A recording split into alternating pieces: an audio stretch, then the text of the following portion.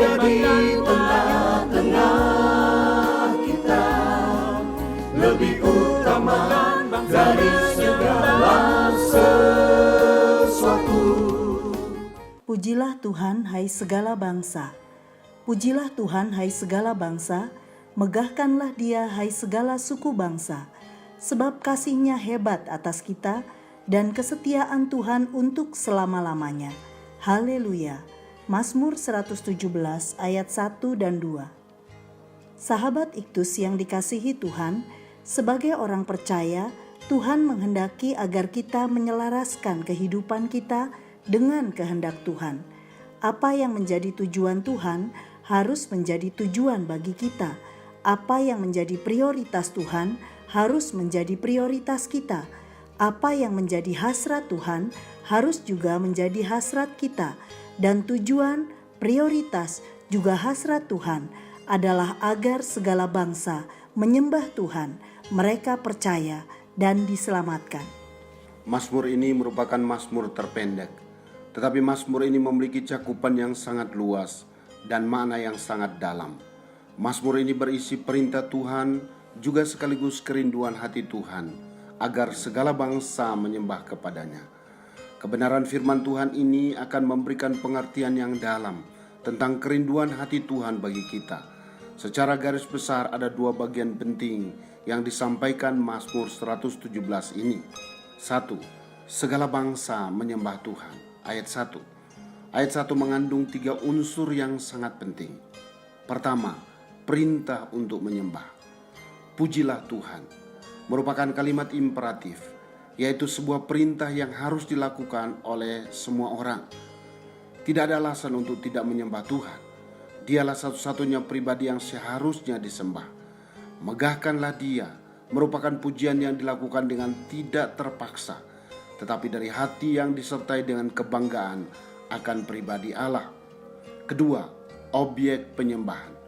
Pribadi yang seharusnya disembah adalah Tuhan. Kata Tuhan menunjuk pada Yahweh, artinya tidak ada Allah selain Tuhan. Dalam Ulangan 6 ayat 4 dikatakan, dengarlah hai orang Israel, Tuhan itu Allah kita, Tuhan itu Esa. Kata Esa dalam bahasa Ibrani dipakai kata Ehad, yang berarti satu-satunya, tidak ada yang lain. Inilah objek penyembahan kita, hanya Tuhan di dalam Yesus Kristus yang harus disembah. Ketiga, cakupan penyembahan. Perintah penyembahan ini memiliki cakupan yang sangat luas, yaitu segala bangsa.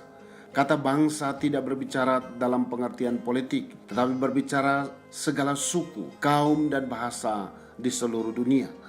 Semua orang dari segala suku, kaum, dan bahasa harus menyembah Tuhan. Pemazmur memiliki kerinduan agar segala bangsa mengenal dan menyembah Tuhan. 2. Alasan segala bangsa menyembah Tuhan. Mazmur 117 ayat 2 menyatakan ada 2 alasan yang disampaikan segala bangsa menyembah Tuhan, yaitu pertama, kasih-Nya hebat atas kita. Ayat 2a. Inilah alasan pertama mengapa manusia harus menyembah Tuhan. Kasih-Nya hebat adalah tentang kasih karunia, yaitu keselamatan yang tidak dapat diusahakan oleh siapapun manusia di dunia ini. Kasih karunia tidak bergantung kepada situasi atau keadaan, yaitu bukan karena kebaikan manusia. Inilah pemberian cuma-cuma yang hanya diresponi dengan iman. Sifat kasih karunia Allah ini disebut hebat atas kita.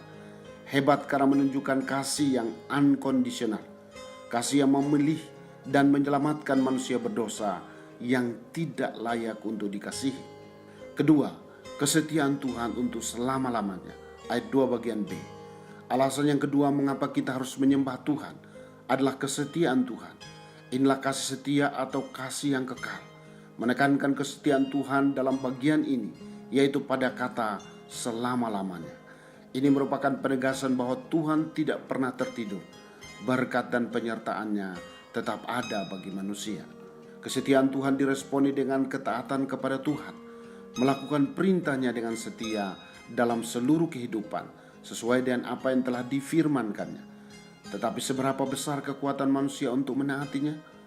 Nyata bahwa kesetiaannya lebih besar dari kemampuan manusia untuk menaatinya. Bahkan ketika manusia tidak setia, kasih setia Tuhan tetap ada untuk selama-lamanya. Sahabat Iktus, sesungguhnya kerinduan tertinggi Tuhan haruslah menjadi kerinduan kita, semua orang percaya. Tuhan menghendaki agar semua bangsa, suku, kaum, dan bahasa menyembah kepadanya. Ini jugalah yang seharusnya menjadi kerinduan kita semua, dengan tetap mengingat bahwa kita menyembah Tuhan karena kasih karunia-Nya hebat atas kita dan kesetiaan Tuhan untuk selama-lamanya. Setelah saya percaya dan menerima Yesus sebagai Tuhan dan Juru Selamat pribadi, maka Yesuslah satu-satunya objek penyembahan saya. Saya tetap taat kepadanya karena kasih setianya dinyatakan dalam pemeliharaannya bagi saya. Di atas dasar kasih karunia dan kasih setianya, saya memberi hidup saya untuk memberitakan keselamatannya kepada segala suku dan kaum dan bahasa di seluruh dunia. Biarlah segala bangsa memuji dan memegahkan Tuhan. Sahabat Iktus yang dikasihi Tuhan, siapakah yang menjadi satu-satunya objek penyembahan saya? Apakah alasan saya memberikan penyembahan kepada Yesus? Selain saya, siapa yang seharusnya menyembah Yesus sebagai Tuhan dan Juru Selamat? Tuhan Yesus, saya memuji dan memegahkan-Mu atas anugerah keselamatan di dalam-Mu, Yesus. Engkau bukan saja memberikan sorga yang mulia kepada saya, tetapi pemeliharaan-Mu pun sempurna. Terima kasih ya Tuhan.